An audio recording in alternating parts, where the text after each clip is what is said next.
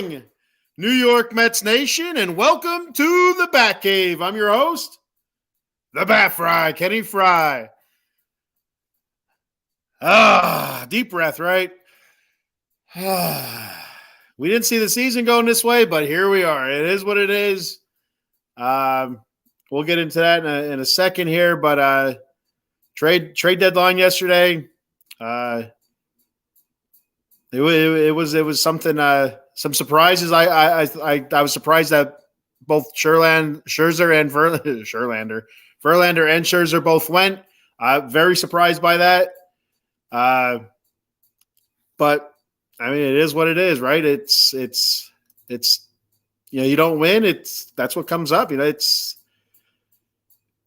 you have a payroll as high as the Mets do. You got to trade away some of those pieces. You got to recoup some of that money, or in the Mets case, they gave away a lot of money. I mean, they've especially the Scherzer and Verlander deals. They actually covered a lot of that money to get them off the roster and off the payroll and stuff like that. So it's a bummer, but it's a necessary bummer. It's better sometimes to rip the Band-Aid off fast and then pull it off nice and slowly. I mean, I thought for sure we would have kept Verlander for next season, or at least one of them. I was hoping for Verlander for next season because Scherzer, I've said this in the past. I felt like he's moody, and I thought he was to the point where he just didn't give a shit. So. Anytime there was a big game up to pitch, he pitched like crap. The game wasn't a big game. He pitched, wonderful. He pitched great, but he definitely was not a big game Scherzer. Got a couple comments here. First comment on the board, Maiko Spencer. What's up, brother? Then we have our boy Adam Glenn, number 2 today. Adam Glenn, number 2. Maiko beat you. What's up, Adam? And then Maiko will comment on my first topic for tonight.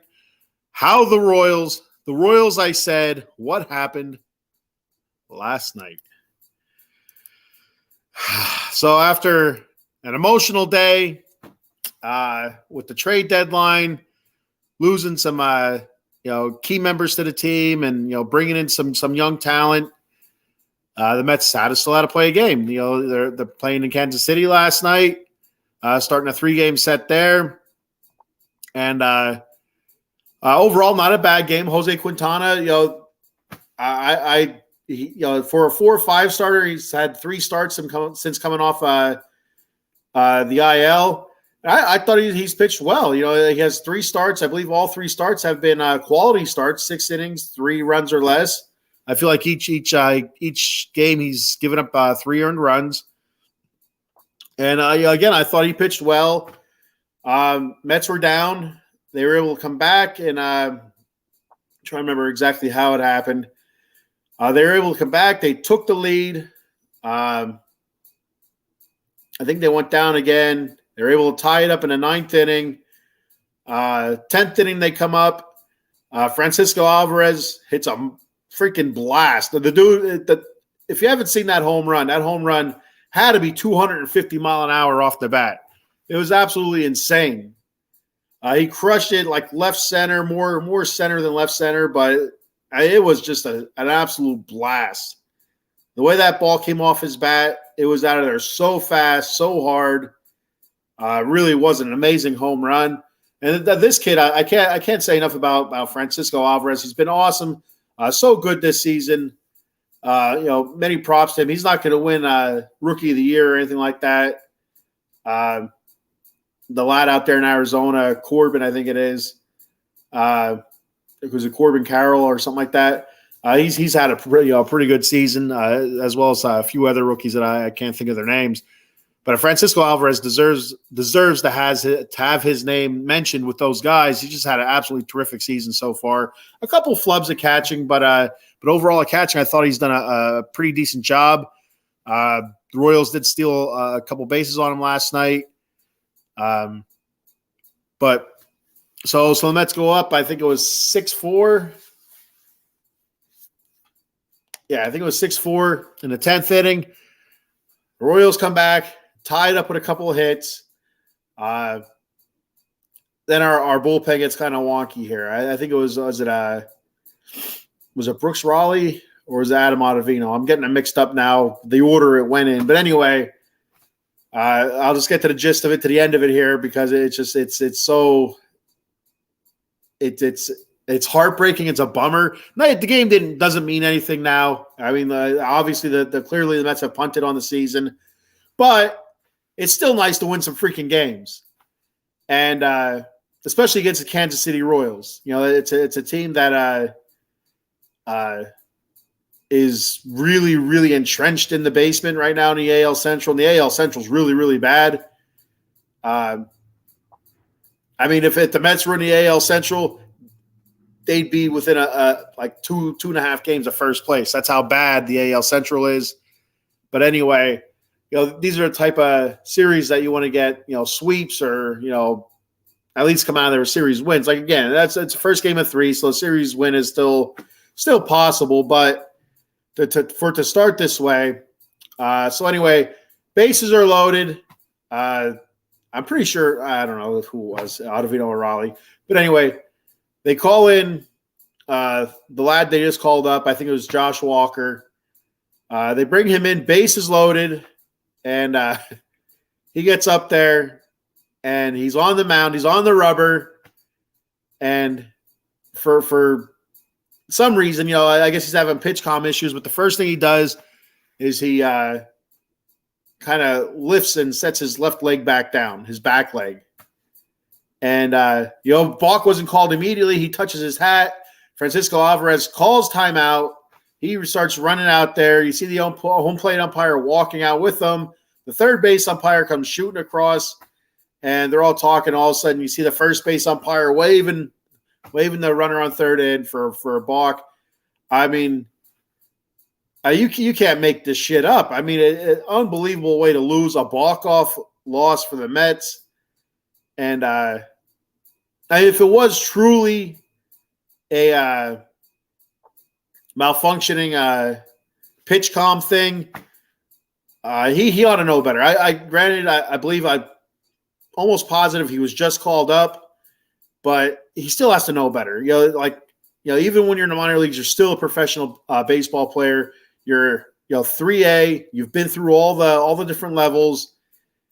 You know, you've been working with pitch comm for a couple seasons down in the minor leagues.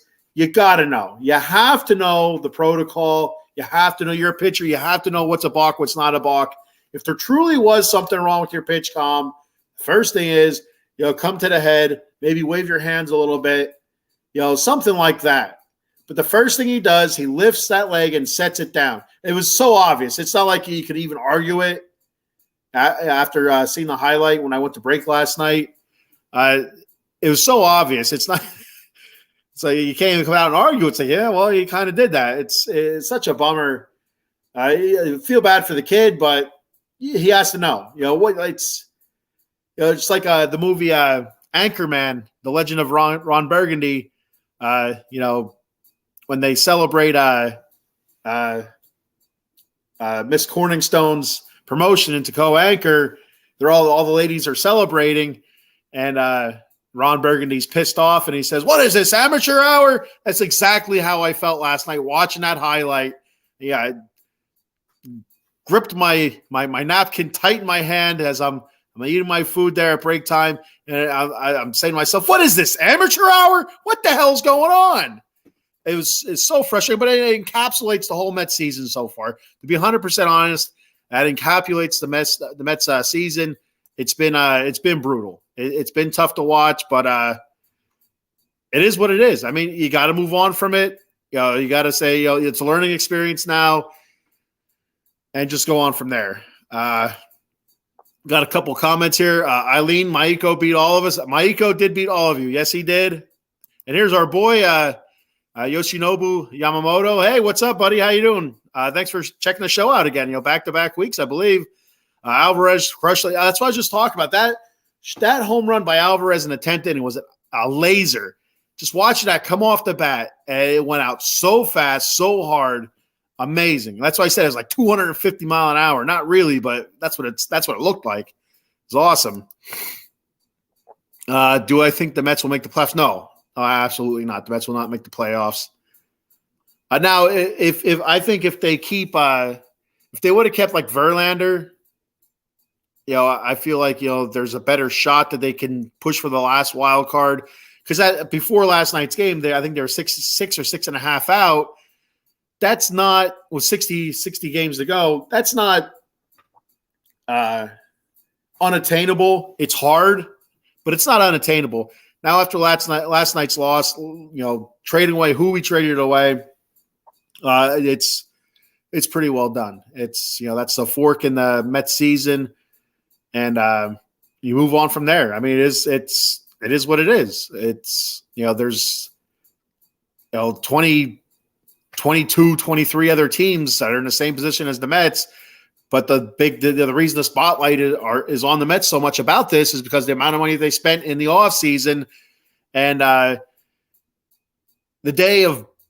the time of buying your championships, I feel like has passed to a certain extent. You still have to be really smart with your money when you're buying championships, when you're spending a lot of money. You still have to be smart as to who you bring in, not just the name, but you also have to look at the numbers. You have to look at the analytics of it, and do they fit with your club? And last season, for 75, 80% of the season, they fit, they clicked. The last 20%, 25% of the season, they did not. And for the majority of this season, we came out okay in the beginning of the season, playing well. But most of that was against the Washington Nationals, or no, I think it was the Miami Marlins. And so, we owned them early in the season. And so that's kind of why the Mets started off the way they did. But by early May, it was done. It was over with. I'm an optimistic guy, so I wasn't giving up on it no matter how bleak it looked. But I am tapping, so it is what it is. I'm going to say that a lot today. It is what it is. That's coming out a lot today. Eileen says, was that Phil Cuzzy? I don't know. I don't know who the umpire was. I feel like that might have been him, but I don't know if that's just because you have the name there, but it was an obvious balk. There was no denying it. It was obvious. You kind of wish for a little bit more leniency if it was a pitch com issue, that they go ahead and they check out the pitch com first, say, all right, there was something, that's why he did balk. But again, you're a professional athlete. You're a professional baseball player here. You got to know. You got to know better. You got to do better than that. That's garbage. Whether or not you're a minor leaguer just coming up or not, it doesn't matter. You've been working with PitchCom for years. You got to know. It's not your first day pitching. Now, if they would have thrown like, Jeff McNeil on the mound, and Jeff McNeil did that, oh, okay, he's not a pitcher. He's a second baseman, outfielder, utility man. But this is a professional pitcher. It's unacceptable, and hopefully he learns from it. And hopefully Major League Baseball does take into account situations like that. It sucks for a game to end like that, especially a good game in extra innings, because it was a good game. There was runs scored, there was hits, there was some decent pitching early on, so it wasn't a bad game. It was just a crappy way to end, almost like a pitch clock violation or something like that. To end a game like that, like they did in spring training. It's not good. It's not good for the sport, but that's the rules. Yoshinobu, it doesn't matter if we win or lose as long as we see the rookies. And that's where it's come to now. Is like, all right, so we dropped back, we punted. Let's see the young guys up now. Enough of Vogelback at DH. Enough of when Marte does come back. Enough of Marte in the outfield. In my opinion, anyway. Put McNeil in the outfield. Bring up Mauricio. Let him play some second base. Or if Mauricio's been playing more outfield, let him do the outfield and keep McNeil at second base. Something. Keep Vientos up. Let him play every damn day. Whether or not it's lefty or righty pitching, it doesn't matter. It's time to see the rookies. We have dropped back. We have punted. It's not like I mean, I guess where you finish does, dictate the order of the draft, but it's not like it's an NFL draft where there's, 7 rounds and that's it. There's 150 rounds in the draft for baseball. So it's not like it's a positioning game or anything like that. It's not like you tank to, get this draft pick. It's not really like that in baseball.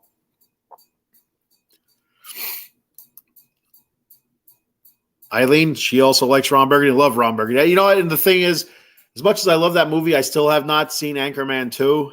I still got to watch that movie. I've seen bits and pieces of it here and there, but I want to watch the whole thing, from start to finish. And, I know I've heard some people say it's not as good as the first one, but I'd like to be the judge of that. Yoshinobu, New York Mets, bailing on the season is the right thing to do. Right now, yeah, it is.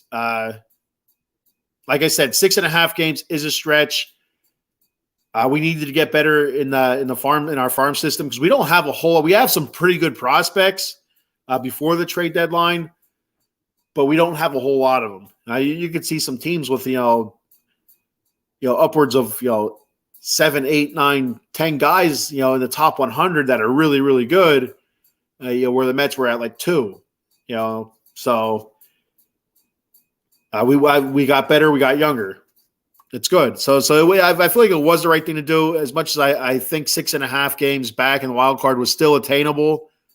I was expecting more of a half sell-off, a half-ass sell-off. I know I've mentioned this to my buddy Nelson, the Amish Country Mets fan, a couple times on his shows. I don't think the Mets are going to go all in on a sell. I feel like it'd be a half sell and still try to compete this season. Because I say it on here a million times. As soon as you get into the tournament, everybody's 0-0. It's all about getting to the playoffs. Everybody's 0-0. You start fresh. But it was still a stretch. It still would have been a stretch. Maiko, schedules doesn't get any easier. Orioles, Cubs, Braves, Pirates, Braves again, Angels, and Rangers. Yeah. That's why it's important to get these wins against, we just had Washington, a 4-game set with Washington. We took 3 out of 4. We'll take that. Now with the Royals, it would have been nice to get a sweep, but if we can take 2 out of 3, again, that'll be nice. I'm not even sure who the hell's starting tonight. I think it was supposed to be a Scherzer originally, but he's in Texas, so it's not going to be Scherzer. Dugout mug, my aluminum bat dugout mug, love it.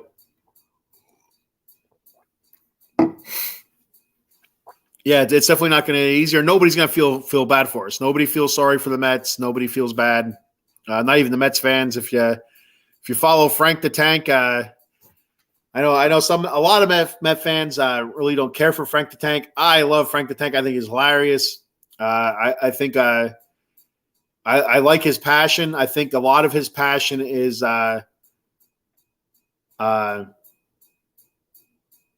want to say fictional. I think over dramatic for viewing purposes. I do believe he's a very passionate Met fan.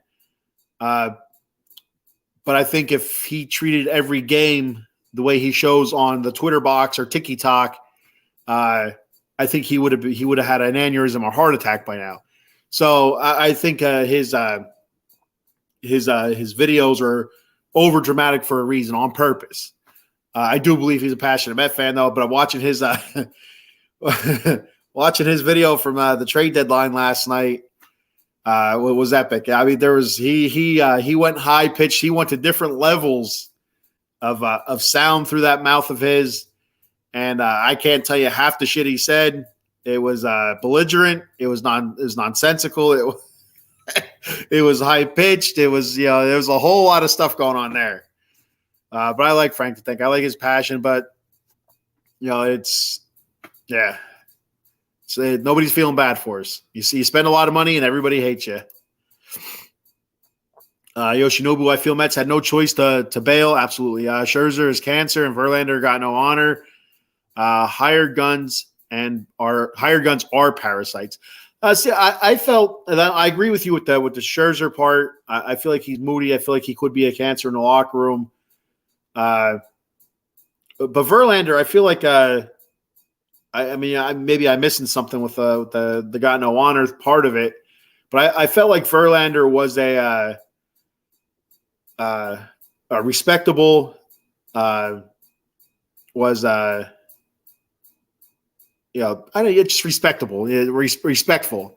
I never heard anything from me. Like Scherzer, you're hearing stuff, he was ready to waive his no trade clause back in May, for Scherzer. He was done a while ago. After June, he was tapping out. But I never heard that about Verlander. I felt like every time Verlander went out there, especially his last 7 or 8 starts, he pitched fantastic. He got that ERA down to the low 3s, and where it was pretty high for a while. But yeah, they were absolutely hired guns, and it's that's what Scherzer is now in Texas, and I could care less what he does in Texas. Like, again, I'm not a big Scherzer fan. I do like Verlander. Like I said, I feel like he carried himself well in the short time that he was a Met. But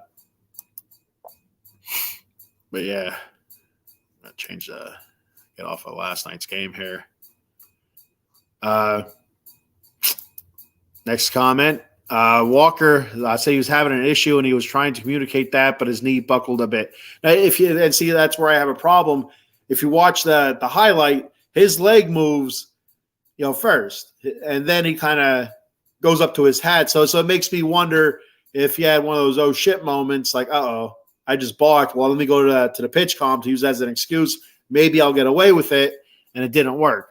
Or it was just a pitch comp thing, and he figured, I'll take my, move my foot back, and he just didn't do it. His brain told his body to do something. His body didn't react. I don't know, but you see it happen all the time where the pitcher will get on the mound, pitch comp's not working, and he'll kind of just give the motion for towards the hat or whatever, and they'll call timeout, and it's accepted.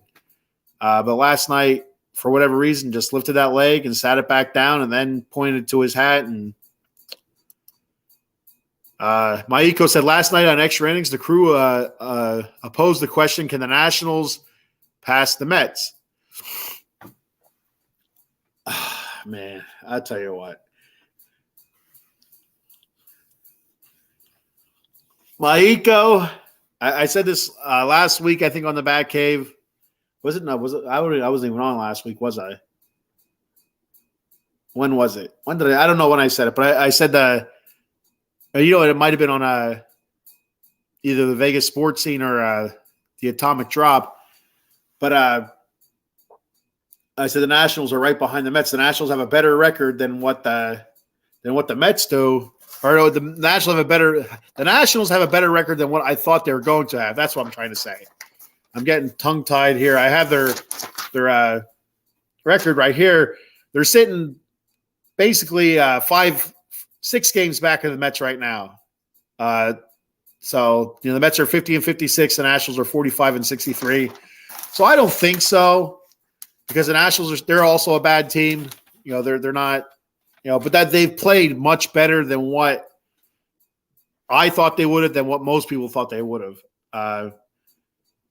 There's been times where they've been really, really competitive, and there's times where they've been really, really bad. So, that the Mets just took 3 out of 4 against them, and they were really, really bad. So I don't think so. I don't think the Nationals will pass the Mets out, but I didn't think we'd be here selling everybody off at the trade deadline either. I figured we'd be adding people like Shohei Ohtani or somebody like that. Adam Glenn said, "Who's your ace?" That would be Kodai Senga right now. Kodai Senga's having a terrific season. But yeah, right now he'd be our ace, and coming into the season, he was our 3.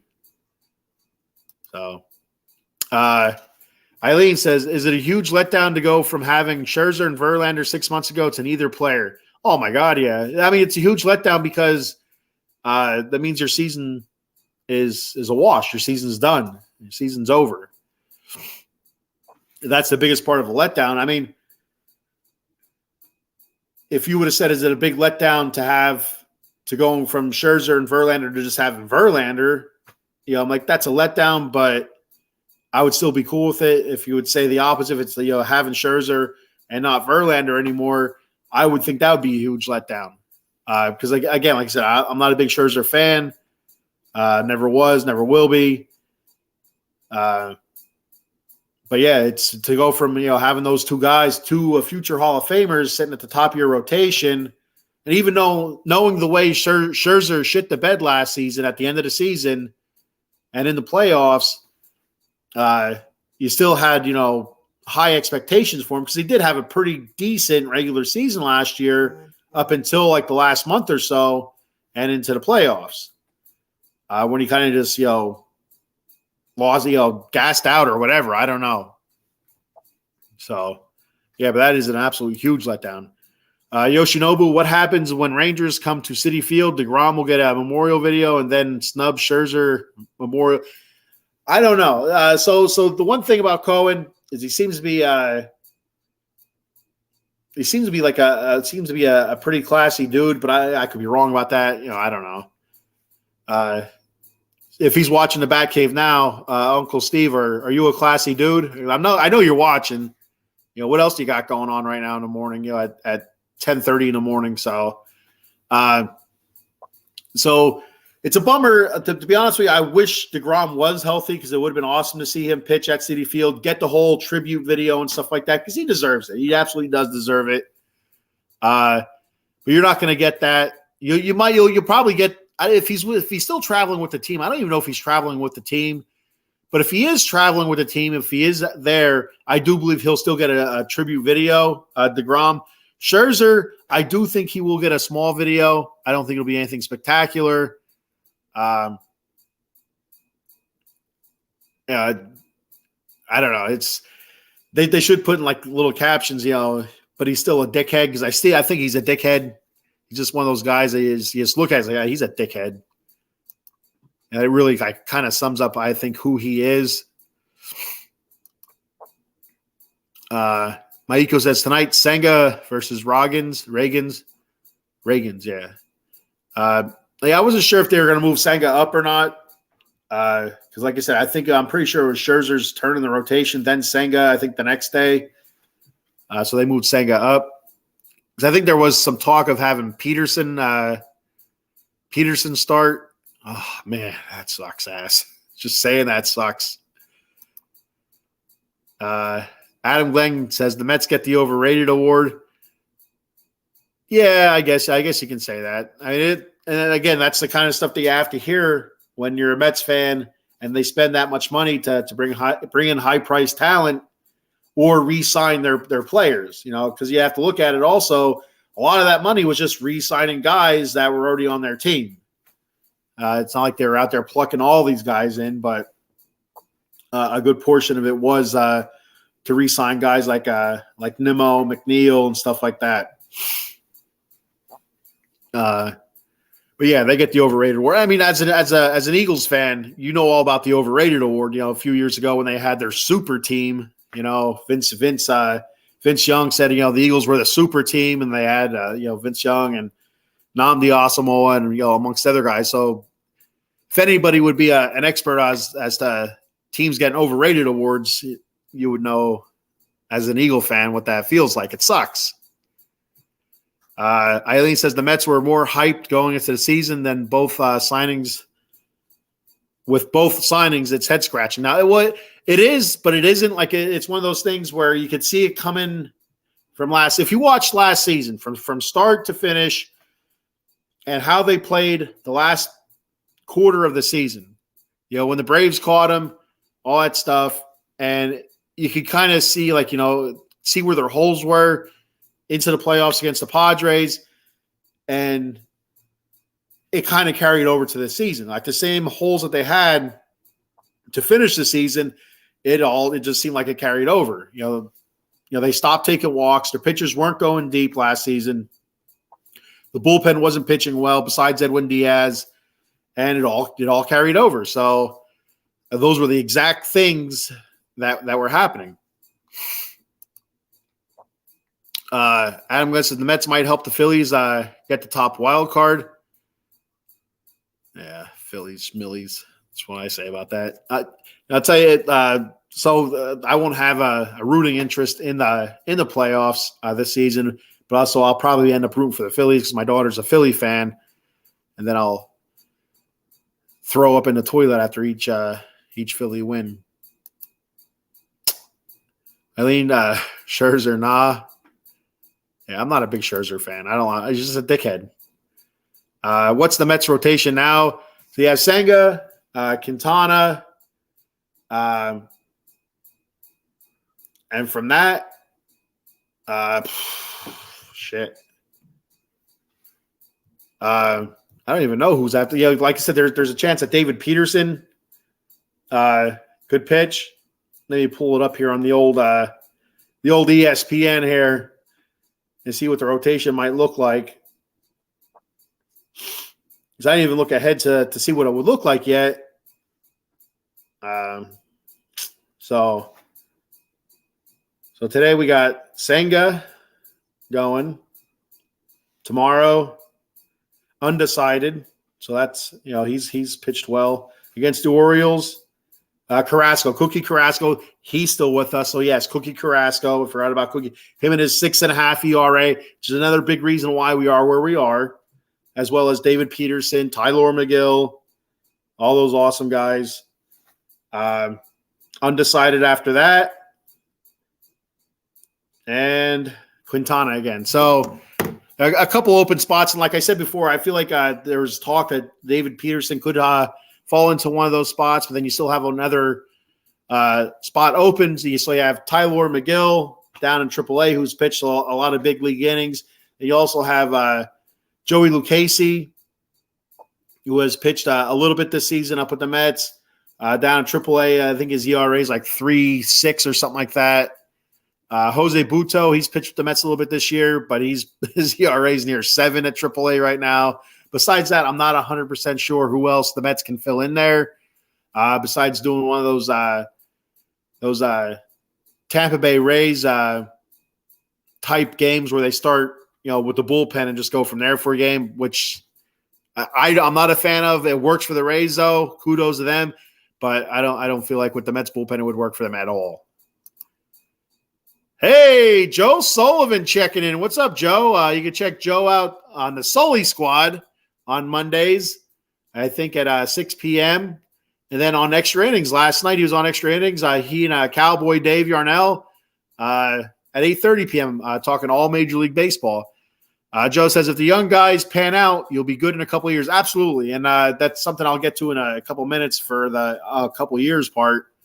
But overall, for the Mets, with them being sellers, they got in a pretty decent haul. They did. I feel like they did well. They did eat a lot of money with the Scherzer and Verlander deals, but that's one of the benefits of having an owner that's a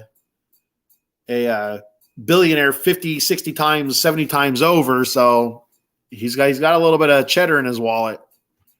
So I agree. I feel like and even if those young guys, that we brought in, they could also serve as trade bait as well in the offseason, or whatever.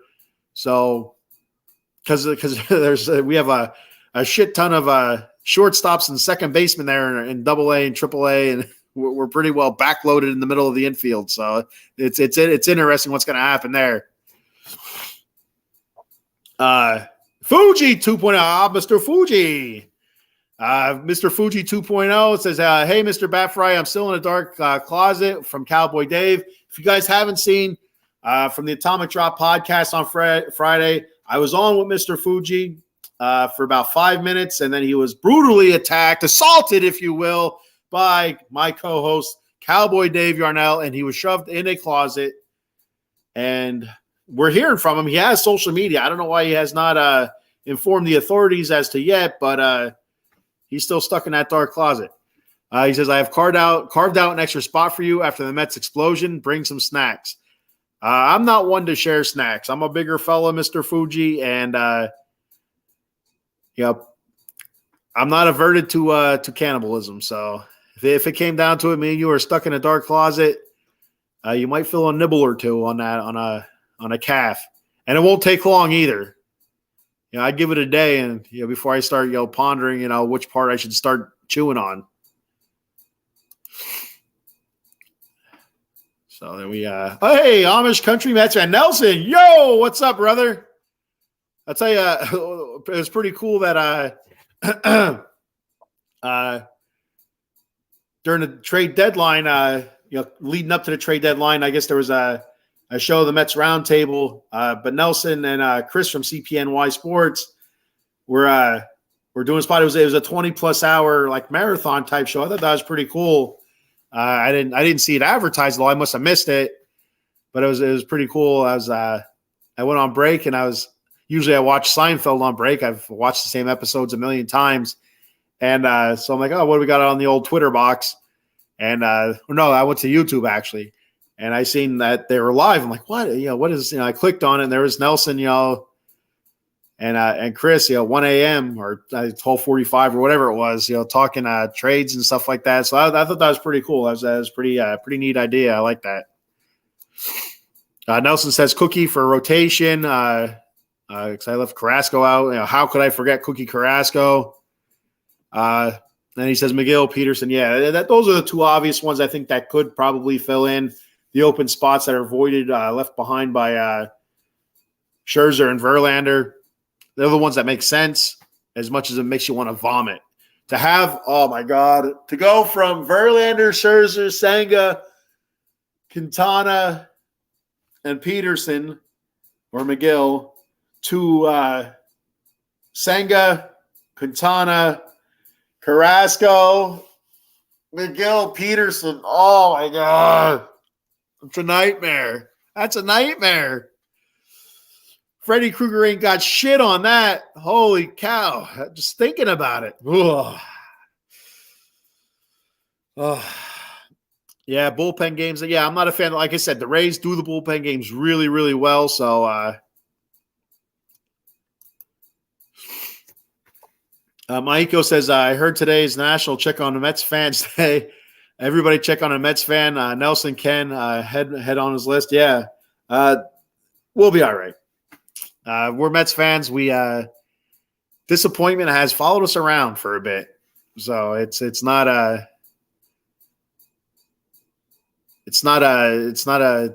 unfamiliar dance partner. I guess I don't know what I was trying to go there, but that's what I'm going to go with. Nelson says next 2 months are going to be ugly. Yeah. And so you got to look at the positives as well as the negatives through the next couple months and just go with it. I mean, it is what it is. I've used that expression like 50 times so far in this show. And it is going to be ugly. It's going to be ugly for the pitching. Mostly it's going to be ugly for the pitching, in my opinion. I feel like offensively, not a whole lot has changed. Canna is gone. Pham is gone. But your core offensive guys are still there.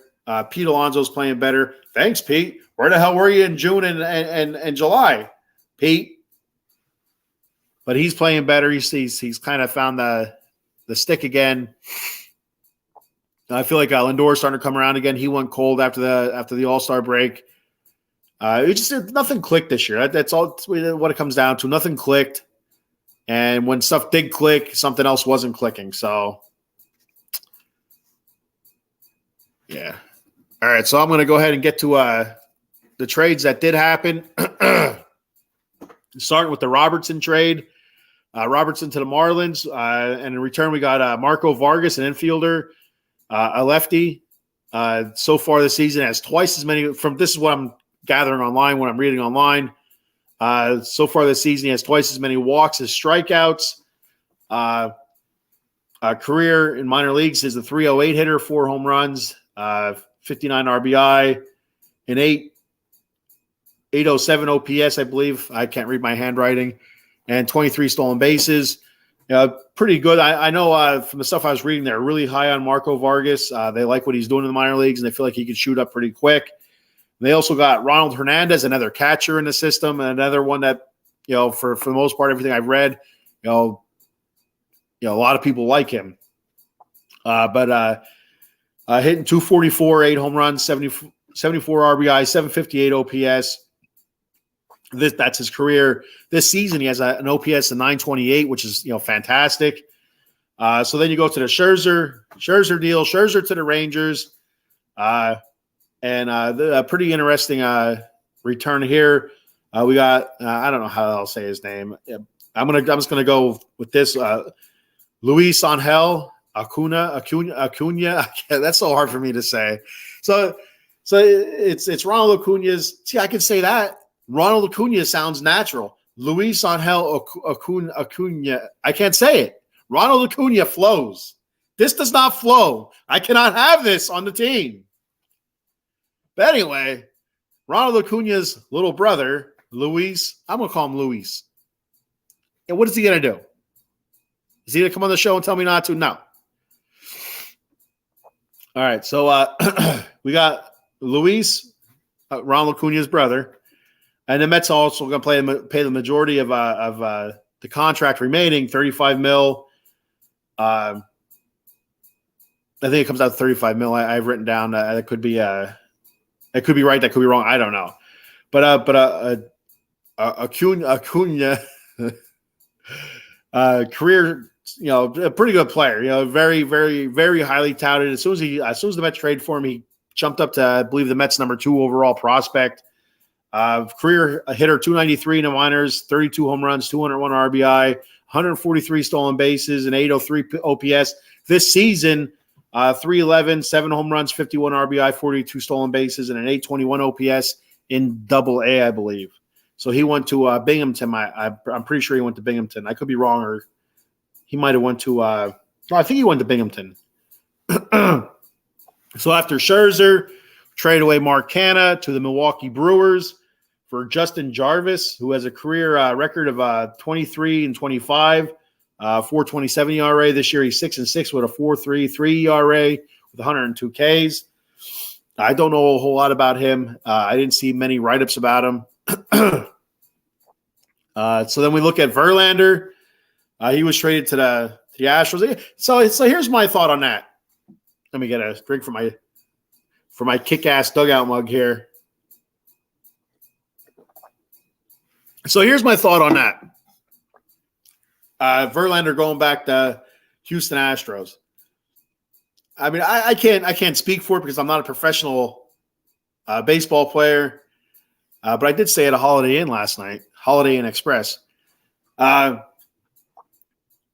I mean, I don't know if I'm traded, I would want to go somewhere different. He was just at Houston for a couple seasons. I don't know how many years he was there, but it was a handful of years.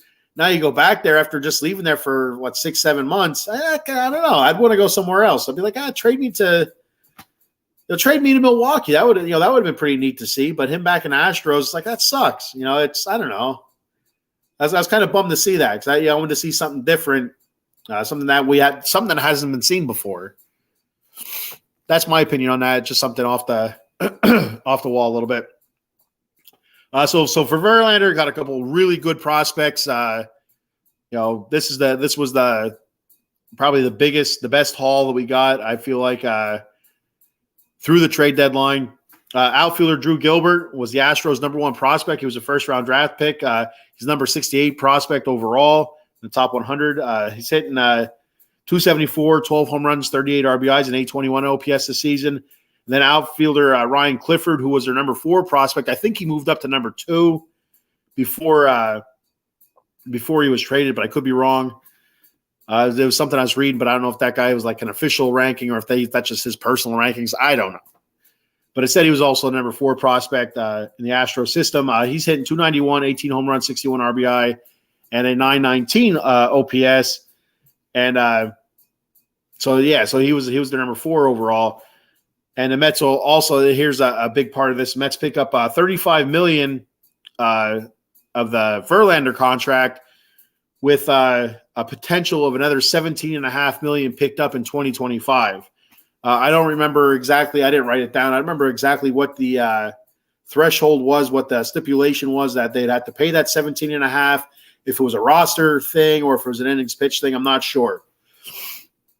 So that was a really good deal there. I like that deal. They got some really good young prospects, outfield prospects that either could be guys that come up through the system and eventually play for the Mets, or guys that you can use as trade bait as well in the future.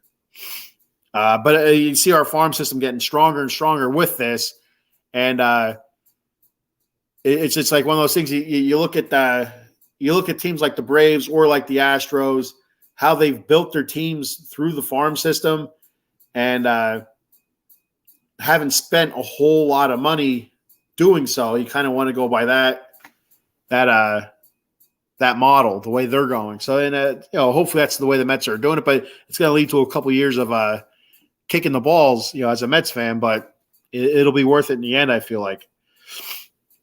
So then we trade away Tommy Pham, who has been, the most consistent Met offensively this year, to the Diamondbacks, and we got Jeremy Rodriguez, another shortstop.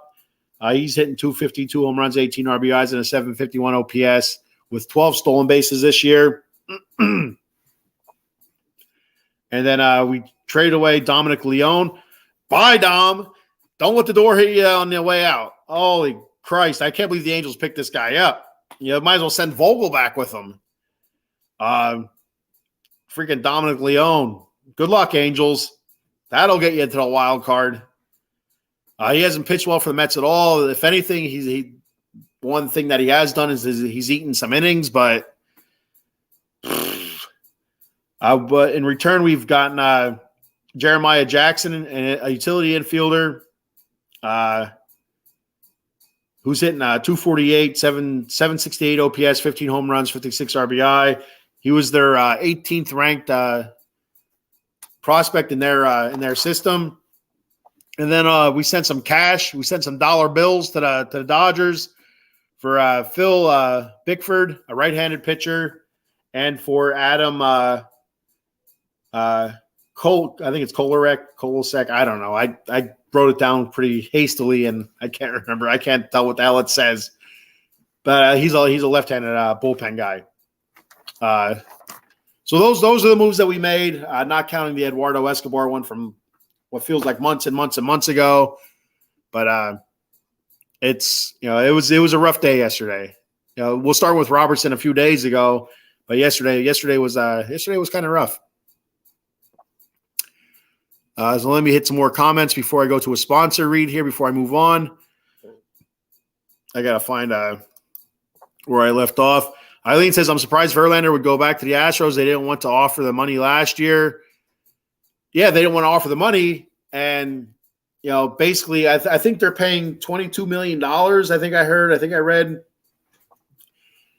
which is a lot better than what, the Mets are paying $55 million or whatever it is. Kudos to the Astros. They got Verlander cheaper than what, and if it's, a half a season, it's a rental. So Yoshinobu said, I can't believe we got something for Don Leone. Yeah. That's what I was just saying. It was unbelievable. That's why I said we should have thrown. I feel bad for the Angels. We should have thrown Vogel back in there as like a Happy Meal toy or something. I don't know. Eileen says, someone joked that the Mets traded the Astros and Rangers just to watch them fight to the death for the division. Yeah. I did. I seen it was a meme where it said the Mets trading Verlander to the Astros and Scherzer to the Rangers was like that part in the movie The Dark Knight. I'm a Batman guy, so I know exactly what they're talking about. With that part in The Dark Knight, if you've seen the movie, you'll know what I'm talking about, where the Joker walks in, he breaks the pool cue in half. There's three guys in a room. He breaks the pool cue in half and throws the two pieces, or was it one? I think he threw I feel like he threw two pieces on the floor, and basically he said, whoever's alive, is now working for me. And then he walks out of the room, and all those three guys are looking at each other like, what the hell? And so it's kind of like that where, the Mets kind of walked in, they broke the pool cue, they threw the, half of it in there and said, all right, let's see who's left here. So I think I like that. It's pretty cool. It's a neat little arms race there at the AL West. I'm going for the Rangers all the way. As much as I don't like Max Scherzer, just seeing somebody different, and the Rangers never won a World Series. I think it'd be cool to see them, make it again. They made it there a few years ago when Ron Washington was their coach, and I don't believe they've been back since then. Cowboy Dave Yarnell. What's up, Cowboy Dave? You can check Cowboy Dave out on Tuesdays on Extra Innings with Joe Sullivan. Wednesday nights on the Dem 215 boys talking Dallas Cowboy football. And, of course, with me on Friday nights at 10:30 p.m. on the Atomic Drop podcast, brother. Talking WWE wrestling. Hope you're having a good day, Dave. It's beautiful out. Get outside and cut the grass or something. I got it. The 35 mil is right. Yeah, that's what I have written down. But sometimes I write stuff down that are faulty or unfactual. So, yes, he's in bingo. Yoshinobu, I know it's a Mets channel, but can we make fun of the Yankees in that trade deadline? Yeah. Yoshinobu, we could talk about whatever you want, brother. This isn't just Mets talk. This is out of the box sports entertainment. We talk about whatever we want to talk about. Talk about the Mets, talk about life, talk about music, talk about whatever's going on. So we can absolutely talk about the Yankees. We can talk about any sport you want to. I'm not going to say I'm going to know a whole lot what's going on with that stuff, but I don't know a whole lot what's going on with the Mets. I'm just pulling the shit out of my ass. But yeah, the Yankees, I was really surprised. I don't know if Eileen's still on or not, but she's a big Yankees fan. She is a really big Yankees fan. And probably the nicest Yankee fan I know. Actually, my niece is a Yankee fan, I think, as well. But I love my niece. And yeah, I think the Yankees made a deal for a pitcher right at the trade deadline, but I'm not even sure who it was or what the hell they were doing. It's their biggest. They have two glaring needs, which is kind of tough to have. But I believe starting pitching and offense. They have no offense, and there's the Mets. I know these aren't huge difference makers, but the Mets are dangling Canna out there. Maybe even to a lesser extent Marte. I don't know if they did or didn't, but there were some guys out there. They just for whatever reason, either they didn't have the guys to trade for them, or they just didn't want to pull the trigger on them. I don't know if Tim Anderson was on the trade block or not, but I thought I heard his name once or twice. So there was guys out there. They just, for whatever reason, the Yankees did not pull the trigger on anything. And it is kind of funny. It's as much as people want to dig on Billy Epler and his moves, the same kind of criticism has to go to Brian Cashman and our city rivals there in the Spankies. Amish Country Mets fans is 140 innings.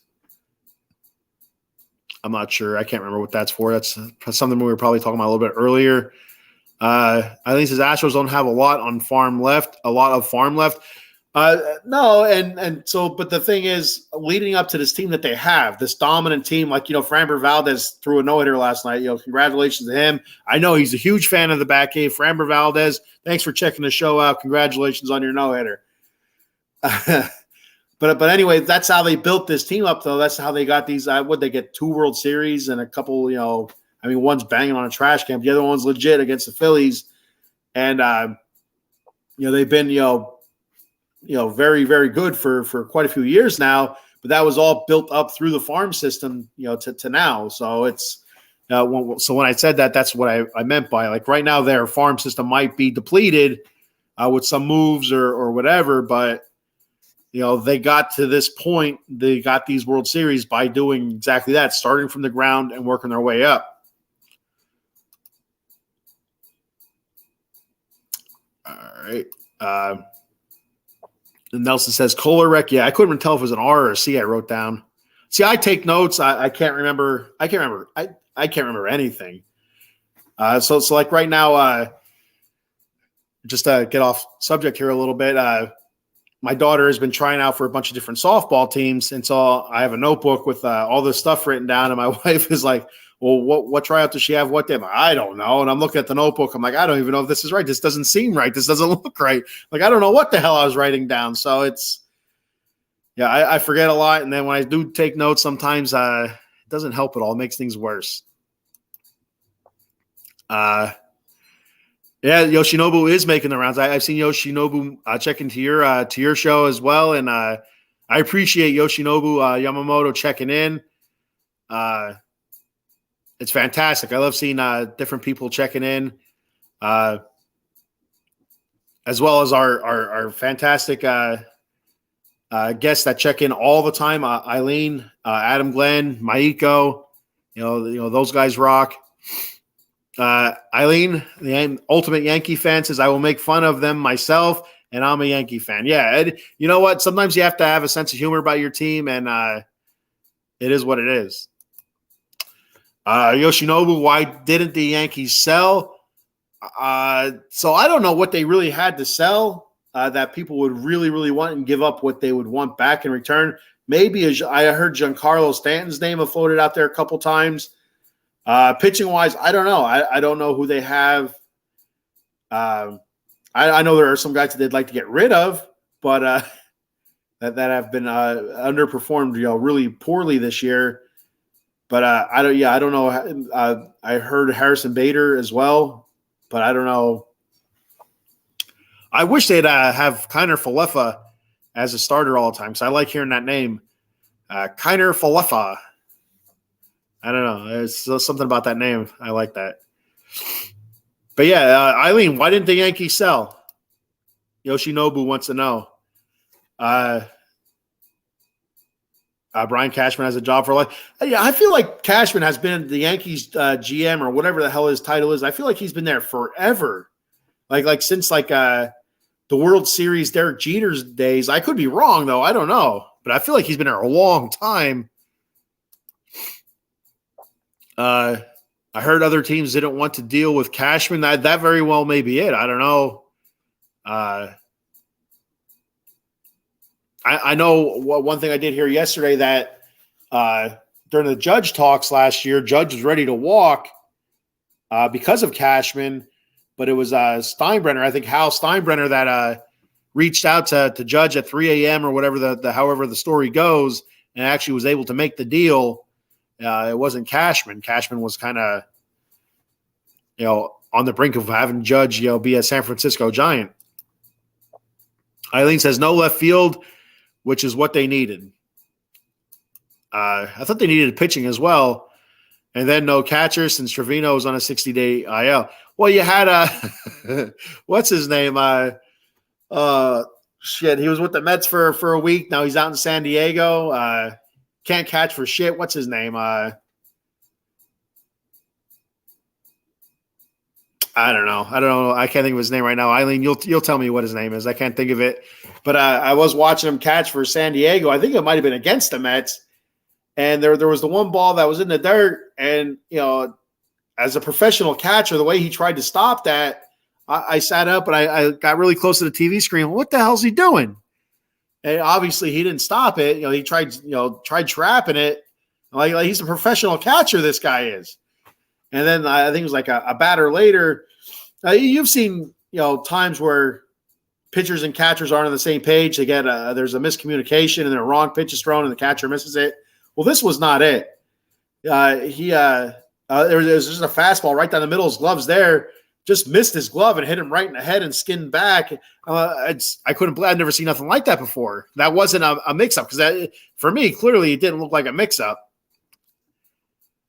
But he's still hitting home runs for San Diego. So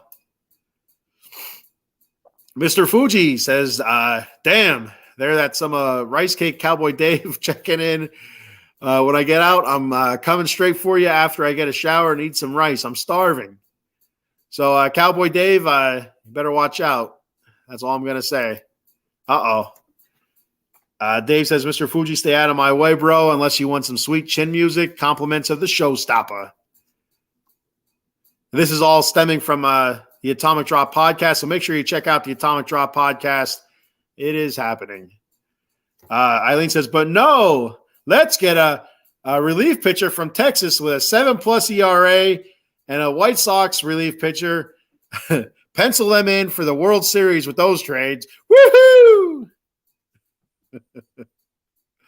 Yeah, it sucks, but the Yankees are still in the run for a wild card.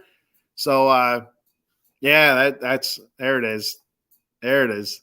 Gary Sanchez. Yep, your buddy Gary Sanchez. That's him.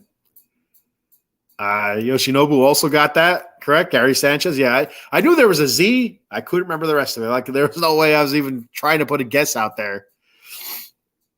Nelson says that was the amount of innings it takes for Verlander's 2012. Okay. All right. Thank you, Nelson. Eileen says Yankees don't sell because they have what they need, but they just don't need to turn it around. But they just need to turn it around. So I know that there's the one pitcher who just pitched the other day for them that you were really harping on, but he has an ERA of like 6 or something like that. I can't remember what his name is. But yeah, like you have some high priced talent that you're expecting something out of, and when you get that complete opposite, it's like every time they're out there, you're waiting for them. Like, all right, this is the start where it's gonna flip for him. This is the start where they're gonna turn everything around, and it's gonna he's gonna pitch like he did before this season, and just doesn't happen. Eileen says Gary Sanchez hitting 2 bombs the other day. He's hitting home runs. He just can't. He's not a catcher. He can't catch for shit. Yes. Eileen says Luis Severino is fantastic. LOL. And MLB Network suggested that D-backs take him. Yeah, he's struggled this year for the poor Yankees. The poor Yankees. Sitting in their little cozy beds with their 28 championships or whatever it is. Poor Yankees. Maiko says, how about them Braves? I hear they're pretty good. Chop, chop. Yeah, they're pretty good in the regular season.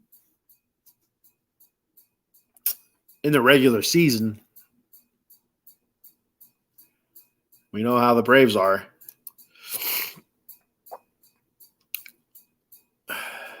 Oh, I did not see that. Cowboy Dave said, how about Segura getting traded to Cleveland? Then they let him go. I didn't know Gene Segura was traded. I did not see that. Wow. I know for every time I seen Gene Segura play with the Marlins, it looked like he wasn't playing great at third base. He was playing okay at third base, but I feel like he was at the plate. He was doing all right. I mean, I could be really wrong. Sorry, Maiko. Says Kenny, wink if you wish Max Scherzer and Verlander ends with an ERA higher than 4.50 this year.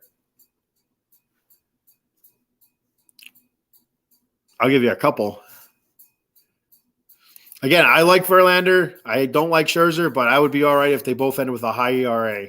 I'd feel better getting what we got, and then if they went and they shit the bed for other teams, I'd be cool with that, because Verlander did shit the bed quite a bit earlier in the season. He'd have one terrific start, one bad start, one terrific start, one bad start. And then Scherzer, he'd have like 2 bad starts, and he'd have a really good start, 2 or 3 really good start, then another really bad start. But his really bad starts were always important starts. He just could not pitch in big games. Those days are gone for Scherzer, I believe. So real quick before I move on, I'm going to go ahead and I'm going to do a sponsor read. Monkey Cold Coffee. I love me some Monkey Cold Coffee. You can check them out at monkeycoldcoffee.com. They produce artisanal gourmet specialty flavored coffee, including bourbon chocolate chip and my favorite toasted coconut rum. They also have a newer flavor coming out, Sumatran blend, which is your non-flavored coffee. For all you coffee connoisseurs out there that don't like the flavored stuff, now you got the Sumatran blend. So be sure to check that out. I believe they're selling it in a whole bean and already grounded like a normal coffee. So I believe that's how they're selling that. I could be wrong. Make sure you check them out at monkeycoldcoffee.com. They also have T-shirts for sale, coffee mugs, tumblers, cold brew pitcher K-cup adapter, rum cake, lots of fantastic stuff there at monkeycoldcoffee.com. And when you're at monkeycoldcoffee.com, be sure at the register to use the promo code OOTB Sports when checking out. The promo code, once again, is OOTB Sports. That's at checkout for 10% off. And I know the Mets could probably use the 10% off right now after paying all that money for the Scherzer and Verlander deals. So they could probably use that discount right now. And a little bit of toasted coconut rum might do them well as might do them well as a little relaxer to kind of bring them down a little bit. The best part of waking up is Monkey Colt in your cup. I like Monkey Colt coffee, and I think that I've mentioned this. I think I mentioned this. I don't know if it's the Vegas sports scene or not, but I really like their logo, the Roderick. Their mascot's Roderick. I think they have a sweet logo. So you get a chance, buy one of those shirts with the logo. At the very least, buy one of those shirts with that logo on there. It's a sweet ass logo. Dave Yarnell says, so I guess Senga is the Mets ace. Yes, we were talking about that a little bit earlier. But right now, yes, Senga is the ace. And it's kind of funny that you say that because coming into the season, he was our number 3. And now all of a sudden he's our ace. And you know what? To be 100% honest with you, he's pitched really, really well, for I'd say the last, 2 months or so. So he might even have been the ace before the Scherzer Verlander trade anyway. Because he's done a really, really, really good job this season. After kind of like a rocky start, getting used to ball weight and all that stuff, and pitching on certain days, and a bunch of things kind of led to it. But yeah, Senga is the ace right now. It's not Tyler McGill or David Peterson or fucking Cookie Carrasco.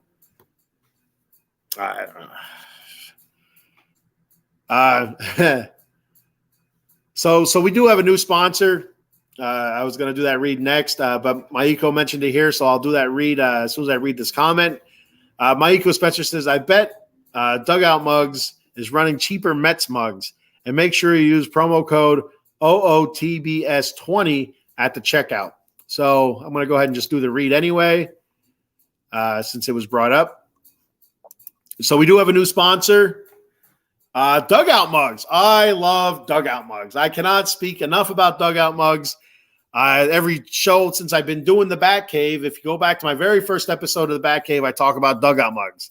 Finally, the Dugout Mugs are a sponsor of Out of the Box Sports Entertainment. And like Maiko said, go to Dugout Mugs. They have a bunch of different variety of mugs there. They have different type of stained mugs. They have painted mugs. They have the aluminum bat mug that you've seen me use on the show here. They have mugs that are shaped like wine glasses. They have mugs that are called shortstops, which are a little bit smaller than the mugs that I have. I don't have a shortstop one. I want to get one, so I will be using that code. And also knob shots they have, which is like a little shot, like if, you're doing shots at a, bar or whatever, but it's a knob of a baseball bat that'll have your team on it. I have one of those. And they also have coasters. They have baseballs cut in half that are like bottle openers, so they have a lot of really cool stuff at Dugout Mugs. So go to Dugout Mugs, check out all their stuff. And then at checkout, use OOTB Sports 20 at dugoutmugs.com when checking out. The promo code again is OOTB Sports 20 at dugoutmugs.com. So yeah, so like I said, I got the aluminum one here, my aluminum bat one. I love this one. Do not put them into the dishwasher. I also have I got Mr. Met.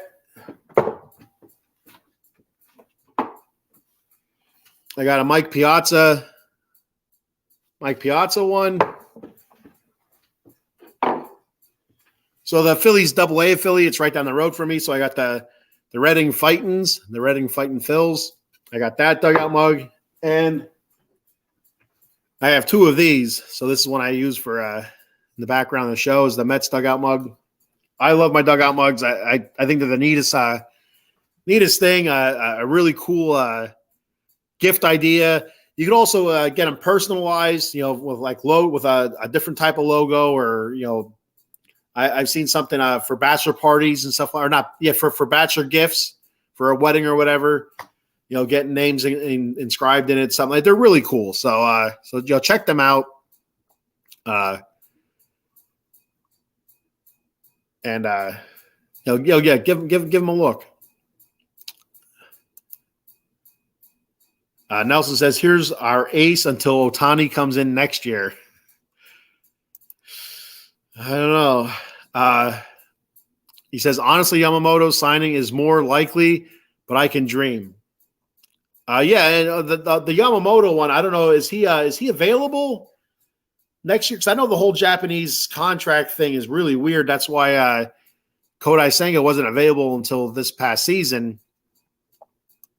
Maiko says, even custom mugs. I ordered a custom out-of-the-box sports mug for my sake. Great partnership. Yeah, that's I seen some video of them doing custom mugs. It's pretty cool how they do it. You can get pretty much anything on there you want. It's all laser engraved and stuff like that. Dave says, how about T. Walker, first pitcher to have 12 wins in the NL, former Met. Taiwan Walker he's talking about. Dave, we should have sent Carrasco instead of Walker. But anyway, so when Walker was with the Mets, he had a couple double-digit win seasons with the Mets, but it always seemed like first half he pitched really well, second half he'd just die out. So I don't know how he's pitching for the Phillies, if he's been consistent or not. I mean, obviously he's winning games to have double-digit wins and stuff like that. Good for him. I have nothing bad to say about Taiwan Walker. He just kind of second half of the season he'd peter out. They'd start hitting him hard. I mean, he was an all-star with the Mets. So yeah, I'm happy to see him succeed. It's a bummer it's with the Phillies, but it is what it is. So another topic I wanted to hit on. It's going to be a long show here. Another topic I wanted to hit on was Scherzer spills the beans. So I guess the way Scherzer was telling a reporter, I don't remember who the reporter was or for what company they work for, if it was The Athletic or whatever. I don't know. I don't care either. But Scherzer did say that when he was talking to Billy Epler about waiving his no trade clause, he said, so are we, what did he say? Are we building for next year or whatever? And basically Epler said, no, we're looking at, 2025, 2026 more likely. And so that's why Scherzer waived his no trade clause immediately to get out of Dodge before the shit hit the fan. So why Epler or Cohen, whoever it was, is telling Max Scherzer, loudmouth Max Scherzer, this stuff is beyond me. I don't know why you share this kind of information with a guy. I guess other than wanting him to waive his no trade clause, perhaps. I don't know. I don't know why you share it with him, but basically saying that the Mets are dropping back and we're punting for a couple seasons, which, sometimes that's what you have to do. That's what you have to do to get better. You got to take 2 steps back to go forward. So, but then, so now that's out there. Now you have, guys that I know, Adam Ottavino, he falls into this category, but he has a 2024 player option, so he might be gone next year anyway. I think he's 30, 38, 39 years old. I think Brooks Raleigh, who, besides last night, has had a really good season for the Mets. I think he's a guy that falls into that category as a guy that's not signed through 2025. Jose Quintana, Daniel Vogelbach, bye. And Pete Alonso, that's a big one for me. As you know, I'm a Pete Alonso fan. I like Pete Alonso. Currently, as the Mets sit, he is my favorite Met, even though Francisco Alvarez is really climbing that up fast. Because I love catchers. I'm a huge catcher fan. And so Pete Alonso falls into that category where he signed up to 2025. So what happens to Pete Alonso now? Do I think the Mets should sign Pete Alonso long term? Are the Mets going to sign Pete Alonso long term? Are they going to trade him away in the offseason? Are they going to trade him away next trade deadline? Because it sounds like they're not looking to win next year. They're still looking to build. So what's going to happen with Pete Alonso? That's the biggest one for me. I think they should re-sign Pete Alonso unless they're looking to sign Ohtani. If they're looking to sign Ohtani, I don't think there's going to be feasibly enough money to sign Pete Alonso. Pete Alonso, I think, is going into his 30-year-old season maybe next year, I think it is. Either 29 or 30 next season. I can't remember.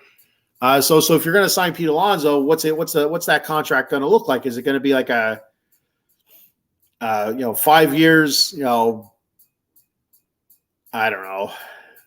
I don't know what a 5 years, $185 million or something. I don't know, like a 25 million a year contract, or do you go lower than that? Like defensively, he's not great, but I think he's done well this year. There's some times where he's not looked very good, but I feel like there's a lot of times where he has looked pretty good at first base, but he's not an upper echelon first baseman at all. He's not going to win you a Gold Glove, but with the DH there, why not have him DH and just let the dude do what he does best, and that's hit dingers.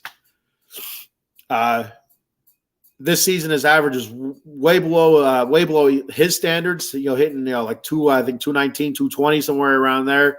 Last night he hit his 31st home run, had a couple more RBI. So even though he's had such a really crappy season this year, he's still up in the 30s with his home runs. Even most of his home runs came, pretty much one part of the season. He was hot for a while and put a lot of balls out then, but still, he's still putting the ball out. He's still producing RBIs, still knocking guys in. But what do you do? Do you trade him away? I mean, a guy like that, you could get a pretty decent haul if you trade Pete Alonso away. That's not a guy you can let go to free agency, I don't think. I think that's a guy that if you're not going to re-sign, you have to trade Pete Alonso away. I'm not for that. I am for signing Pete Alonso, especially if you're not in the Ohtani sweepstakes.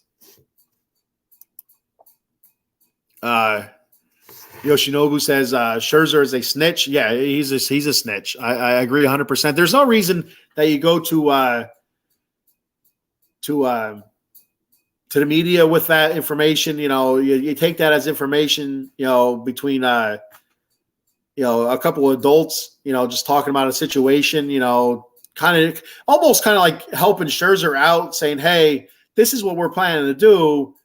And, giving the Scherzer the option to waive his no trade clause, at his age to go out there and try to hunt down another World Series championship. And Scherzer takes that, and spins it into a shitstorm for the Mets for whatever gain, for whatever reason is beyond me. Other than being, what he is a dickhead. Mr. Fuji says, damn, come on, showstopper. My internet sucks in this closet thanks to you, but Spencer Strider for the Braves is 12-3 also. Spencer Strider. Does he still have that mustache? I think that was him, right? Spencer, or am I thinking of somebody else? Am I thinking of Max Fried or somebody?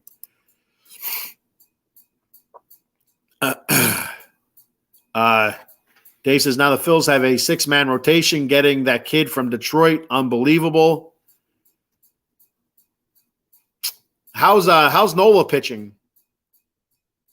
And Wheeler, to be 100% honest, I know a lot of Philly fans hate on Nola. Has he been pitching well? And Wheeler, has he been pitching well? I'm not really sure. I haven't followed the Phillies at all in my 2023 despair that has been the Mets season. Yoshinobu says Pete caught a foul ball with his face last night. As long as it's caught. I did not see that. I didn't watch the game. I was listening to the game, and I did not hear that or see it. So Dave says, how do the Mets lose to the Royals on a balk to end the game? Dave, where the hell were you an hour ago? We're an hour and 20 minutes into the show. We talked about this already. I'll give you the recap though, because I like you, Dave. You're my boy. You're my boy, Dave. So that they bring a guy in, bases are loaded. You know, the Royals are able to tie it up after Francisco Alvarez gives the Mets the lead in the top of the 10th with an absolute laser beam of a home run. You have to check that out. Watch that highlight. That was just smashed. So he gets on the mound. He gets on the rubber. They bring in a new pitcher. Bases are loaded. They bring in, I believe it was Josh Walker, just recently called up yesterday, I guess it would have been. And, according to them, the pitch comm wasn't working. So he lifted his back leg up and sat it back down without stepping off the rubber. That's a balk. It was clear as day, balk. The umpire called time to give him time for the pitch comm issue, but then they got together, they called the balk, and they waved him in. And then once I seen the highlight at break time, it was a no doubt balk, and it's absolute nonsense and should not happen in that situation, especially that situation. You know, he's a professional baseball player, whether or not he came up for the minor leagues or not. They are still professional baseball players. He has used pitch comm for several seasons now in the minor leagues. He knows what he's doing. So it's bullshit. It's It's the Mets season in a nutshell. It's like, we're in a nutshell. We're the Mets season. That's from Austin Powers. You know, look at me. I'm in this nutshell. Right? I don't know if you've ever seen Austin. But anyway, Nelson says, I'm signing a contract within the box sports. Oh, you got to watch out for them for the Bizarro box sports people. If you know Superman, or even Seinfeld talks a lot about Bizarro Superman. That's the one episode you had the Bizarro Seinfeld characters, the opposite. You had the Bizarro Jerry, Bizarro George, Bizarro Kramer. Elaine was hanging out with them. You got to watch out for those guys. Doppelgangers. Mr. Fuji says, geez, now I know what it feels like to be in the dark closet in the basement. There's roaches down here. I feel you, Mets fan. We're not in the basement yet, but we're at the halfway down the steps of the basement. And so 18 games back of the Braves. Yeah, we're definitely on the steps of the basement. Maiko says Nola sucked versus the Pirates, but a great trip with out of the box sports team. Felt good wearing the Pirates gear. But over 20,000 Philly fans, more than half of the stadium. Yeah, the Philly fans do travel well. I'll give them credit for that. When they're winning, when they're losing, they don't travel at all. And then they bitch and moan when the Mets take over their stadium. But whatever. But yeah, out of the box sports, you had Sully, Cowboy Dave, and Maiko to catch the Phillies and Pirates out there in Pittsburgh. Looked like it was a good time. Yoshinobu says, I blame last night's loss on Buck. He should have kept Brooks Raleigh in the game. Walker was the third pitcher in the inning. I agree. Why would you bring a guy that you just called up into that situation is beyond me. But they put themselves in that situation. They were up 6-4, a couple of hits, walks,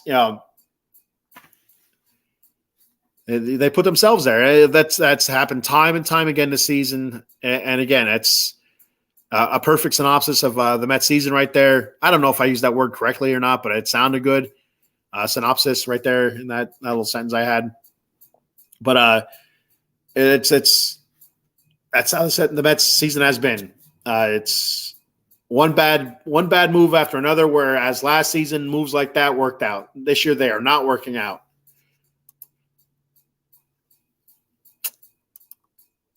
Stacy, good morning, Stacy. Eileen was just talking about this earlier. The Yankees are on their way down the basement with you. Yep, the Yankees are on the fast track to the basement steps, just like the Mets are. You can check Stacy out on Mondays on the Big Blue Power Hour. talking New York Giants football with Danny and Evan. Yeah, the Yankees they're headed in the wrong direction. And they got Judge back, but it might be too late for the Yanks. I mean, they're still within striking distance of the wild card, so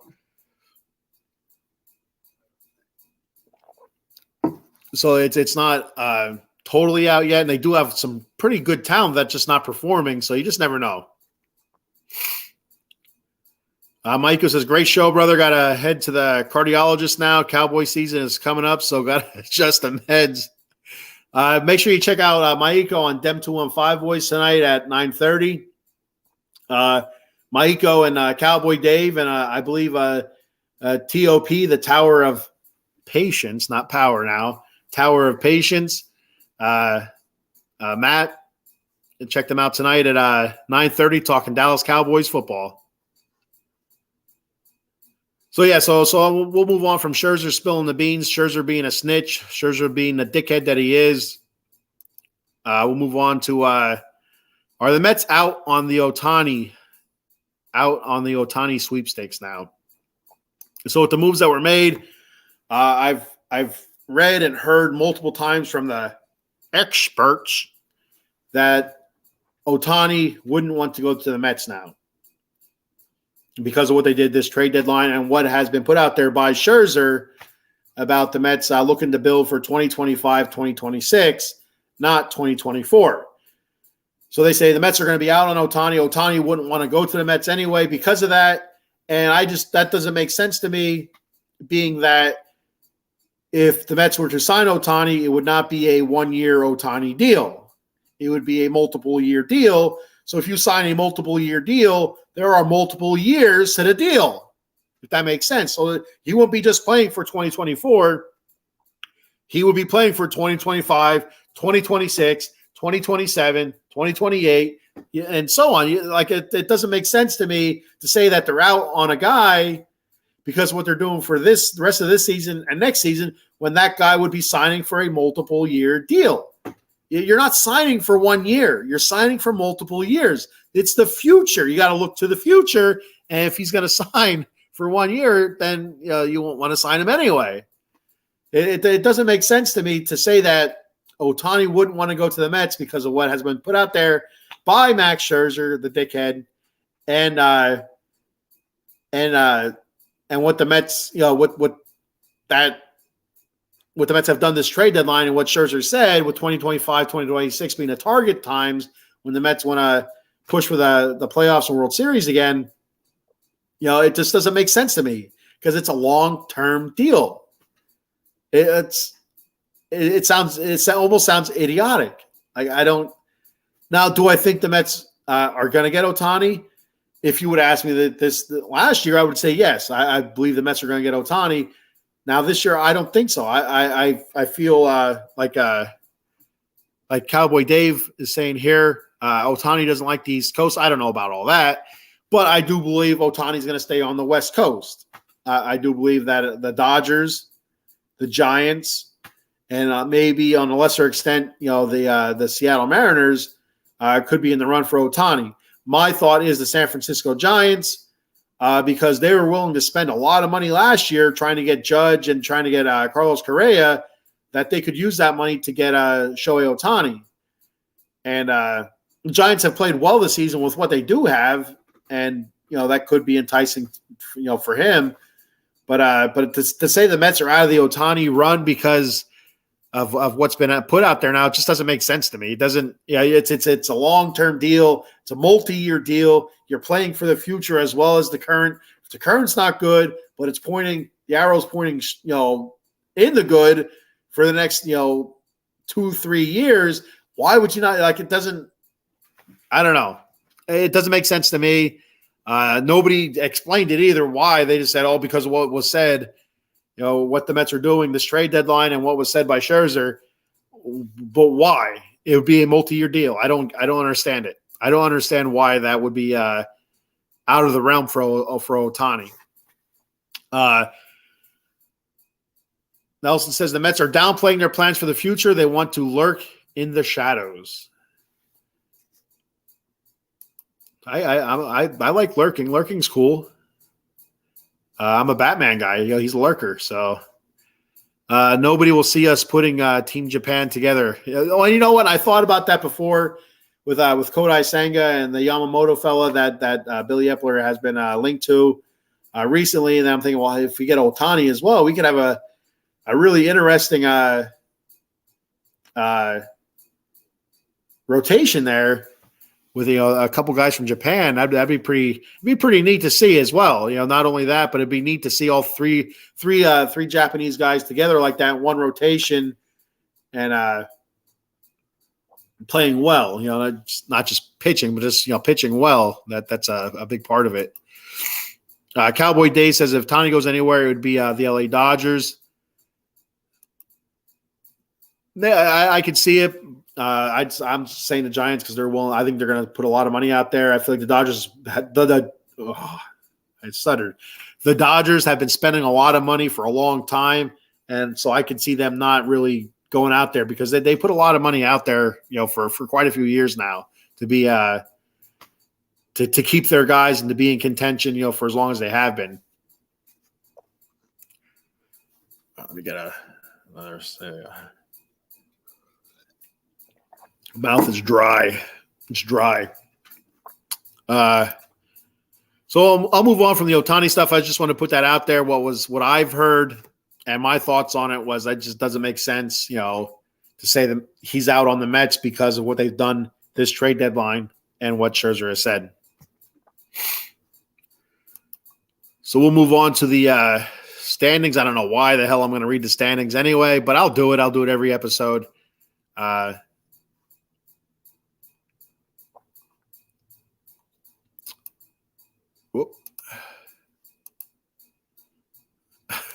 I got click happy there for a second. Nelson says Otani, Yamamoto, Senga, Murakami in 2026. That's a name I've never heard, but it sounds like a lot of fun to say. Murakami. That would be 4. And then you have Cookie Carrasco at the end. Yeah. I don't like Cookie Carrasco. Seems like a nice guy, though, so I don't like him as a pitcher. That'd be pretty cool. So who do you think is Murakami? I don't know anything about him. So what's the word on Murakami there, Nelson? Is he as good as these other guys? I mean, is he like an Otani? Is he like a two-way guy, or is does he have a ghost fork or whatever like Senga? Like what's the deal with Murakami? Dave Yarnell says, then again, Seattle could be a spot for him too. I don't think Seattle. I don't know. It doesn't seem like that's in their MO to spend a lot of money, but you never know. Eileen says, Mr. Fuji, be good to say Murakami. Yeah, absolutely. Maybe Murakami could help Mr. Fuji out of the closet in the basement. I don't know, Eileen, if you've seen the opening 2 of the Atomitrop podcast, but it was pretty funny. You'll have to go back and check it out. So looking at the standings, NL East standings, I believe these are pretty much up to date, except for the games back. I was doing this last night. Before the games were actually yesterday before the games were over when I was at home, and now the games are all over. It's like, oh shit, I got to readjust everything, but I did not readjust the games back for the NL East. But anyway, you have Atlanta at 168-37. You have the Phillies sitting in second place right now, 58-49. They're 6-4 in their last 10. You have the Miami Marlins at 57-51. They're 4-6 in their last 10. Then you have the Mets sitting at 50-56, 5-5 in their last 10. And you have the Washington Nationals, good old Washington Nationals at 45-63, 5-5 in their last 10. And like Maiko was asking earlier about the possibility of the Washington Nationals catching or passing the Mets, I don't think so. It's just too many games in between them, and Yeah, I don't think so. So looking at the wild card, you have San Francisco sitting up top there at 59 and 49. The Phillies in second and 58 and 49. The Milwaukee Brewers 58 and 50. The Miami Marlins 57 and 51. They're one game back in the wild card. Arizona 57-51. They're one game back. The Cubbies playing better recently. They're 54 and 53, 3.5 games back. Then you have the Padres 53 and 55. They're 5 games back. And, of course, the Mets at 50 and 56, 7 games back. Once again, we've been 7 games back for about a month and a half now. So the Padres, I was hearing rumors that there was a chance they were going to trade Soto away. It did not happen, to my knowledge anyway. That would have been big news. But, yeah, so he stayed put. I think his contract's up this year or next year, but I could be wrong. I don't know. But I know there's been a lot of talk about Soto moving on from San Diego.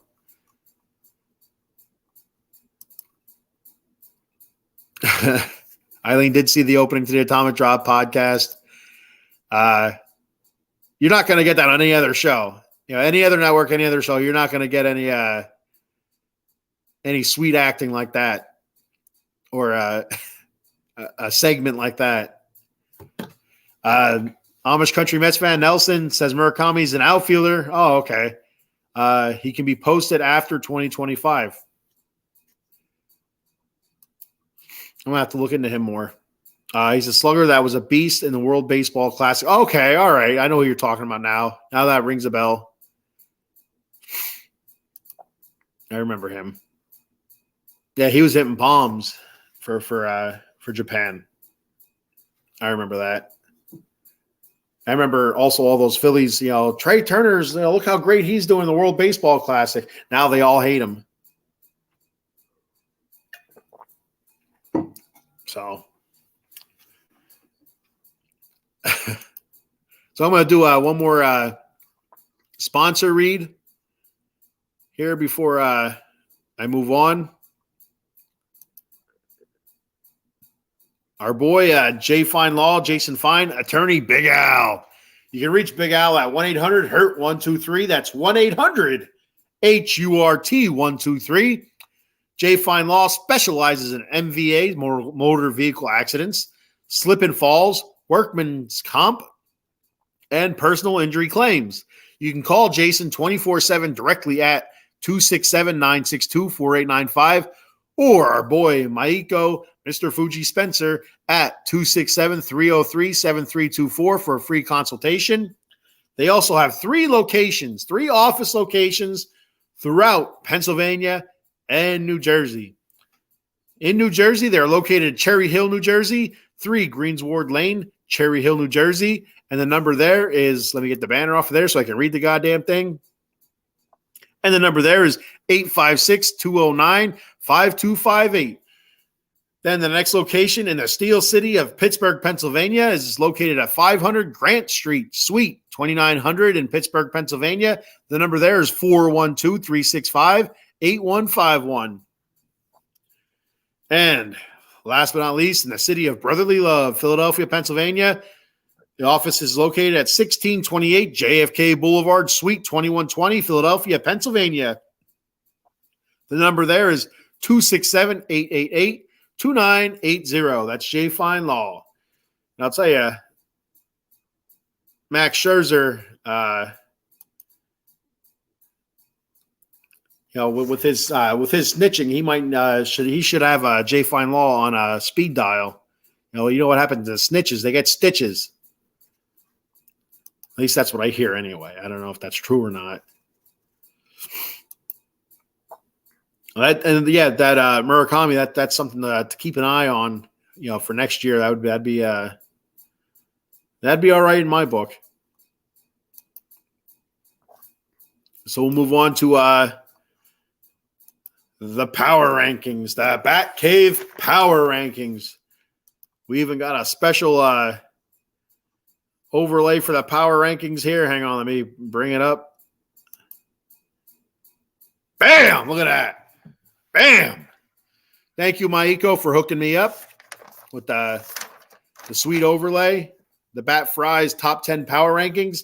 And as you can see there, he has a little bit of Mets, the poor Batman suit there saying we suck 50 and 55. They're now 50 and 56 after last night.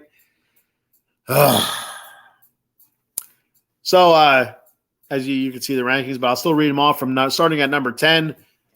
And so I did these power rankings before last night. So if I had to do them again, I'd have Philly at number 10. But as I have the power rankings set here, I have the Marlins at number 10. So I'll give the Phillies an honorable mention. I feel like they should probably be put at number 10. But the Phillies are 58 and 49. Like I said, in the last 10, they're 6 and 4. Number 10, you have the Miami Marlins at 57 and 51, 4 and 6 in their last 10. They were 10th last power rankings I did. Number 9, the San Francisco Giants sitting at 59 and 49, 4 and 6 in their last 10. They were ranked 9th last time. Number 8, the Cincinnati Reds at 59 and 50, 6 and 4 in their last 10. They were not ranked last time. Number 7, the Toronto Blue Jays, my World Series pick, sitting at 59 and 49, 5 and 5 in their last 10. They were last ranked 8th. Number 6, Houston Astros, sitting at 61 and 47, putting a lot of heat on the Texas Rangers, 6 and 4 in their last 10. They were ranked 10th last power rankings. Number 5, the Texas Rangers, 61 and 46, 3 and 7 in their last 10. They were ranked 4th, so they dropped. Number 4, the Dodgers, sitting at 60 and 45, 5 and 5 in their last 10. They were ranked 5th, so they went up 1. And the top 3 remained the same. The Tampa Bay Rays sitting at 66 and 44, 6 and 4 in their last 10. The Baltimore Orioles, 66 and 41. They're 7 and 3 in their last 10. And, of course, number 1, the Atlanta Braves, 68 and 37, 6 and 4 in their last 10. So that's the Bat Frie power rankings. Got a comment here before I tap out on the show. Maiko's back from the cardiologist already. Are you sure it wasn't the proctologist? He says Murakami came over beginning of 26. He only makes 600 million yen, which is 4.4 American money. This year is batting 243 with 19 home runs. Last year he hit 56 home runs, batting 318. That's the World Baseball Classic. What the hell do you call that? The World Baseball Classic hangover. That's the World Baseball Classic hangover. A lot of players are going through it. Again, like Trey Turner. He's one of the guys. Did awesome in the World Baseball Classic. Philly fans were swooning over Trey Turner in the World Baseball Classic. Now they all want to hang him. So.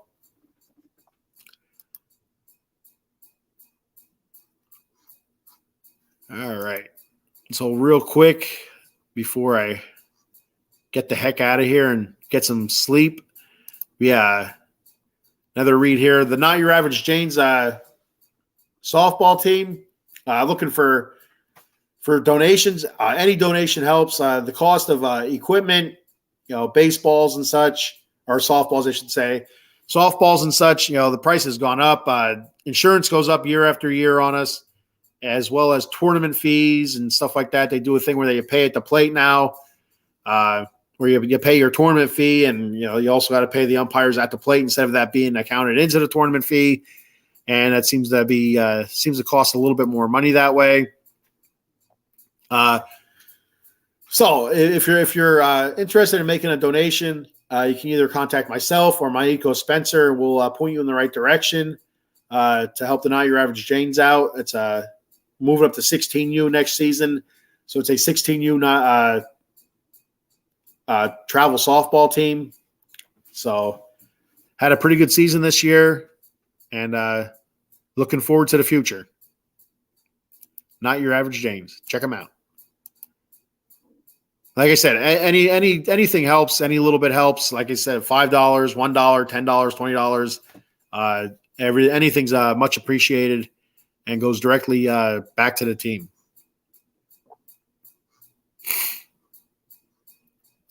Do our Show schedule here. All right. So the Out of the Box Sports Entertainment weekly lineup. Mondays at 4:30 p.m. You have the Joystick Junkies talking gaming, video games, and such. 6 p.m. the Sully Squad talking Philly sports and all sports in general. 8:30 p.m. the Big Blue Power Hour talking New York Giants football. Tuesdays at 6:30 p.m. our newest show, the Commanders Gridiron, talking Washington Commanders football. 8:30 p.m. extra innings with Sully and Cowboy Dave talking Major League Baseball. Wednesdays at 10 a.m. you're watching it, the Bat Cave talking New York Mets and whatever else pops up. 8 p.m. College Football Frenzy, which will be returning in a few weeks. 9:30 p.m. Dem 215 boys talking Dallas Cowboys football tonight. Thursdays at 7 p.m. Fuji's Philly Flair talking pretty much all Philadelphia, sports, entertainment, this, that, and the other in Philly. Check that out. 7 p.m. on Thursdays. Fridays at 10:30 p.m. the Atomic Drop podcast talking WWE wrestling. Saturdays 11 a.m. Once the college football season starts, Irish pregame and postgame on Saturdays, and 10 p.m. the Vegas sports scene, talking Las Vegas sports with myself, Raiders, Golden Knights, the Las Vegas Aces, and soon to be the Las Vegas Athletics. Sundays, you'll have Eagles, Giants, Cowboys, pregame and postgame, and possibly the Commanders. Maybe I'll do the Raiders as well, depending on time and what I got going on that day. Coming soon to Out of the Box Sports Entertainment, the NFC East Roundtable. Obviously, you can figure what that is. That's about the debate room, which will be bring up a topic and we'll be debating back and forth. Lights, camera, action, which would be like a movie show or where we talk about movies or TV shows or whatever. The Birds Corner, talking Philadelphia Eagles. And the Old School Show. The next Old School Show, I believe, will be on the 93 Phillies. The first episode of the Old School Show, I was on with Joe Sullivan, had me on as his guest host, talking about the 86 Mets, how they came to be, and what happened afterwards. The Old School Show was a lot of fun to do. I really enjoyed it. So that's all I got for today. I'm super excited for tonight. Me and my wife, we're going to see Godsmack and Stain tonight in Scranton. So I can't wait for that. It's been a long time since I've seen Godsmack. Back before any of the kids were born. I think when their first album was out, we've seen Godsmack, I think 2 or 3 times. And Stained, we've seen, I think, like 3 or 4 times over the years. And, they're out and about again together as a band. It's been a few years since Stained has been touring together. So really excited for tonight to see Stained in Godsmack. So that's all I got.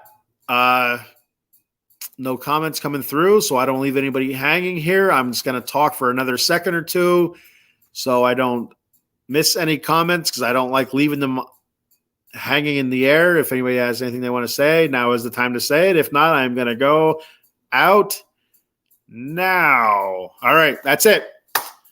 Thanks for checking the show out. Thank you, everybody, for commenting. Eileen, Maiko, Cowboy Dave, Yoshinobu, much appreciated. Adam Glenn, everybody out there, Nelson, I appreciate it so much. All the comments, the views and stuff like that.